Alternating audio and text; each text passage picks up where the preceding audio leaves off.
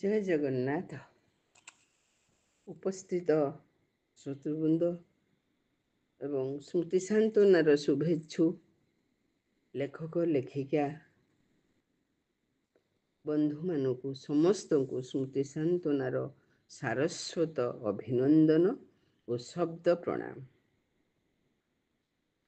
ଆଜି ସ୍ମୃତି ସାନ୍ତ୍ୱନାର ମାସିକ ଡିଜିଟାଲ ସାହିତ୍ୟ ଆସରର 73ତମ ଅଧ୍ୟାୟ ପ୍ରସାରିତ ହେବାକୁ ଯାଉଛି।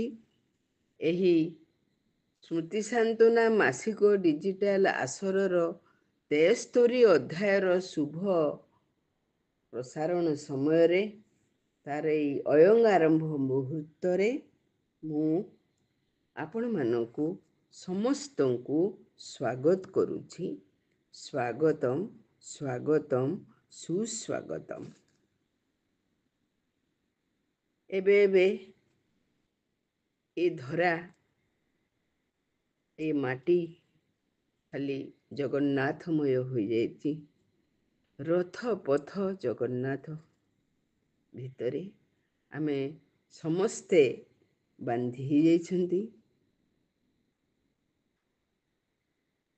ବଡ଼ଦାଣ୍ଡ ଭାବ ଓ ଭକ୍ତିରେ ଉଛୁଳି ପଡ଼ିଛି ଏବଂ ପ୍ରଭୁ ଜଗନ୍ନାଥ ତାଙ୍କର ବାହୁଡ଼ା ଯାତ୍ରା ଶେଷ କରି ଘୋଷଯାତ୍ରା ଶେଷ କରି ସେ ନୀଳାଦ୍ରି ବିଜେ କରିସାରିଛନ୍ତି। ଆମ ଓଡ଼ିଶାର ସଂସ୍କୃତି ପରମ୍ପରା ଭିତରେ ଆମେ ବାନ୍ଧି ଯାଇଥିଲେ ଅନେକ ସମୟ।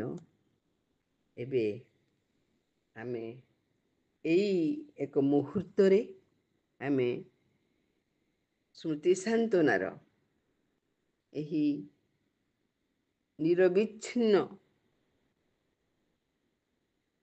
ମାସିକ ଡିଜିଟାଲ ଆସରର ଏକ ଆବେଗମୟ ମୁହୂର୍ତ୍ତକୁ ଅପେକ୍ଷା କରିଥିଲେ। ବଡ଼ଦାଣ୍ଡର ସେ ଭାବମୟ ପରିବେଶକୁ ଏବେ ବି ଆମର ମାନସପଟରେ ଜାଗି ଉଠୁଛି।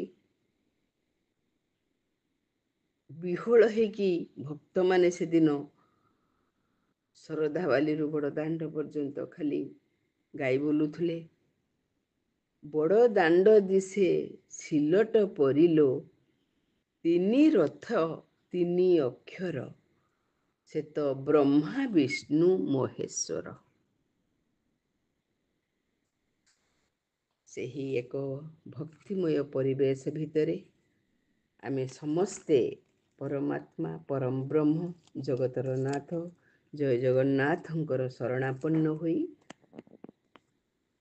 ନିଜକୁ ଏବଂ ସମଗ୍ର ବିଶ୍ୱକୁ ସେ ଉଦ୍ଧାର କରନ୍ତୁ ବୋଲି ଆମେ ତାଙ୍କ ପାଖରେ ଆଶୀର୍ବାଦ ଚାହିଁଥିଲେ। ତେବେ ଆଜି ଜୁଲାଇ 15 ତାରିଖ, ଏହି ସ୍ମୃତି ସାନ୍ତ୍ୱନାର ଆଜିର ଏହି ପବିତ୍ର ତିଥିରେ 73ତମ ମାସିକ ଆସରର ଅୟଂ ଆରମ୍ଭରେ ମୁଁ ପ୍ରଥମେ ସେମାନଙ୍କୁ ଆଉ ଥରେ ଧନ୍ୟବାଦ ଦେଉଛି, ସ୍ୱାଗତ କରୁଛି ଏବଂ ସ୍ମୃତି ସାନ୍ତ୍ୱନାର ଶୁଭେଚ୍ଛା ପ୍ରଦାନ କରୁଛି।